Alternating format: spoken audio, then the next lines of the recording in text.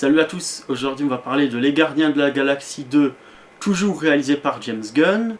Après un ratage au cours d'une de leurs missions, les gardiens se retrouvent crashés sur une planète. Vient un homme, voire plus qu'un homme, qui prétend être le père de Star-Lord, et s'en suivront plusieurs histoires parallèles. On retrouve un casting colossal composé de Chris Pratt, Zoe Saldana, Dave Bautista, Karen Gillan, Kurt Russell pour ce qui est des rôles principaux. On a toujours les voix de Bradley Cooper et de Vin Diesel, mais on a aussi Sylvester Stallone, Nathan Fillion et Sean Gunn dans des rôles secondaires. Donc le film est un des seuls bons films récents du MCU depuis le premier volume des Gardiens de la Galaxie. Mais hélas, il ressemble au premier épisode, et donc il n'y a plus l'effet de surprise qu'avait causé le premier.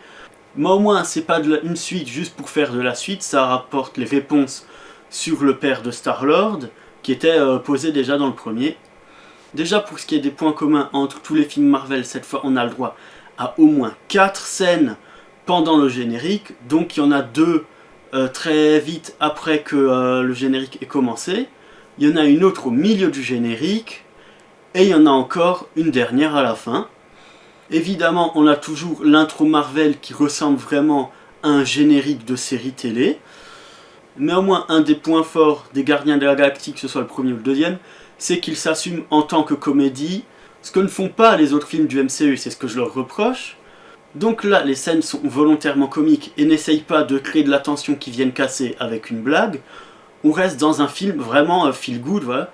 Ensuite, le deuxième point fort du film, c'est que ça reste un film de James Gunn, et par conséquent, lui, il s'amuse avec ce que lui propose de faire Marvel, parce que c'est un gars auquel l'adaptation de ce comics, ça lui colle parfaitement, vu que c'est son registre, et du coup, il peut s'éclater à faire ce qu'il veut, et il n'est pas obligé de respecter un cahier des charges, et au final, manquer de passion pour ce qu'il fait. Ce qui me permet d'ailleurs de parler des travaux de James Gunn avant les Gardiens de la Galaxie, c'est-à-dire la mini-série PG Porn et les films Horribilis et Super, qui sont malheureusement pas assez connus.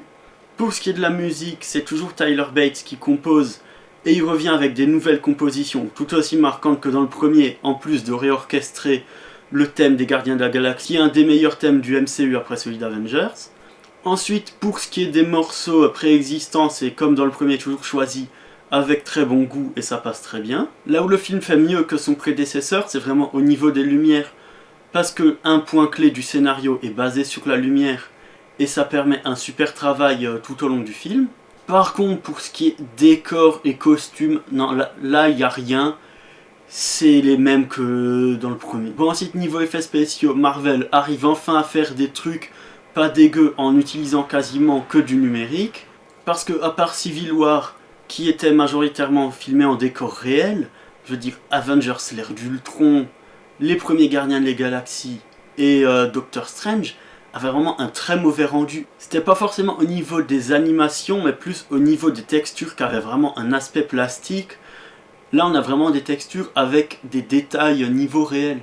Ensuite, pour ce qui est de l'écriture, c'est vraiment divisé entre l'histoire en elle-même qui reste prévisible, mais ensuite il y a les personnages qui eux sont bien développés. Par exemple Star-Lord, donc Yondu qui est son père spirituel, et Ego qui lui serait son père biologique. Là c'est bien traité. Ensuite Gamora et sa sœur ont une histoire secondaire qui elle est plus intéressante que le récit principal qui manque vraiment d'un souffle épique, quoi.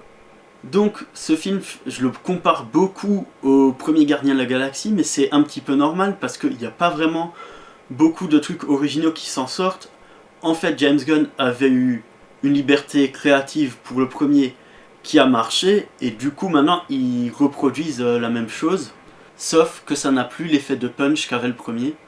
Donc ça reste assez dommage, sachant que quand même dans la saga Iron Man par exemple, ça se renouvelait à chaque opus. Mais bon, le film n'en est pas mauvais pour autant, vu que le film garde les éléments qui fonctionnaient bien.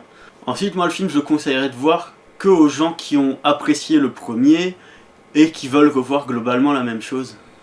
Ah, petit détail que j'ai oublié, la 3D a de la profondeur et est bien gérée. Du coup c'est quand même un petit plus pour le film, si vous pouvez aller le voir en 3D, c'est pas mal. Vous pouvez me laisser votre avis sur le film en commentaire, vous abonner et surtout partager la vidéo. Moi je vous dis à plus.